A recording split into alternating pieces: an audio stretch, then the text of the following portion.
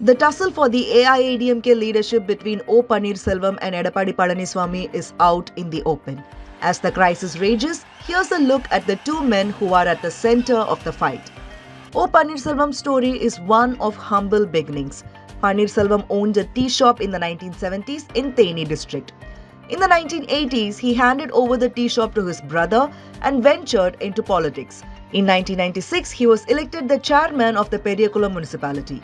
In 2001, he was made the stand-in chief minister when AIADMK Supremo and then CM late Jayalalitha was jailed in a disproportionate assets case. Panneerselvam was back as the interim CM in 2014 when Jayalalitha was once again sent to jail. Since 2001, he has been a minister in every term the AIADMK was in power. He held important portfolios like finance, public works and prohibition and excise. Soon after Jayalalitha's death, he was back as the CM briefly but had to make way for EPS after an internal tussle broke out within the party. OPS is famous for his loyalty towards Jayalalitha. When he was made the interim CM, he refused to sit in the chief minister's chair and instead used a chair next to her empty seat. Similarly, in 2014, when Jayalalitha was once again sent to jail, he sobbed uncontrollably during oath-taking. His extraordinary displays of devotion towards Jayalalitha have been ridiculed by critics and opposition. For OPS, falling at the feet of Jayalalitha was par for the course, sometimes on stage at rallies and other times prostrating in front of the vehicles that carried the former chief minister. In 2014, OPS also went on a pilgrimage to Sabarimala and held prayers at temples across the state for Jayalalitha after she was sent to prison. However, this devotion was acquired over time. In the distant past, soon after MGR's death, OPS had initially backed MGR's wife Janaki Ramachandran to take over the reins of the party. He, however, soon switched sides when it became evident that Jayalalitha would succeed MGR. OPS won Jayalalitha's favor when he extended his support and extensively campaigned for Sasikala's nephew T.T. Vidyanathan in the late 1990s. On the other hand, Edappadi Palaniswami's story is quite different.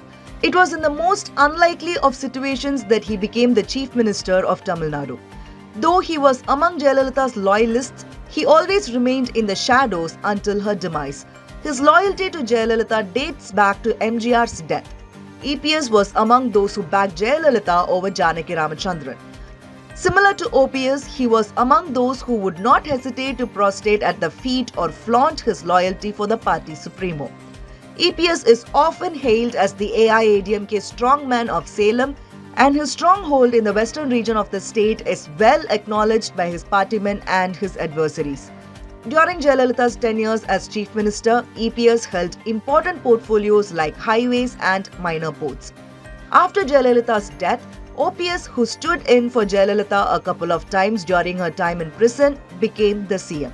However, an internal power struggle soon broke out within the AIADMK, with Jayalalitha's long-time aide Sasikala wanting to become the CM. The tables, however, turned when she was sent to prison in a disproportionate assets case. It was then that Sasikala fronted EPS to become the chief minister. However, EPS broke away from Sasikala's fold and went on to join hands with OPS in a dual leadership formula, wherein EPS would be the chief minister of Tamil Nadu and co-coordinator of the AIADMK, and OPS would be the deputy chief minister and coordinator of the party. This formula did away with the top post of general secretary, which used to be held by Jayalalitha. This partnership is said to have been backed by Prime Minister Narendra Modi and his BJP ruling at the centre.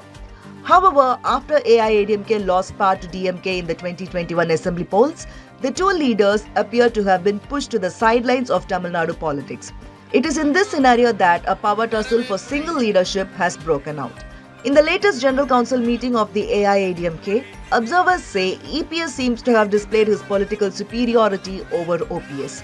After rising to the ranks from his humble beginnings, Panneerselvam is not one to back off and has rushed to New Delhi to apparently get the backing of PM Modi. A Federal Report.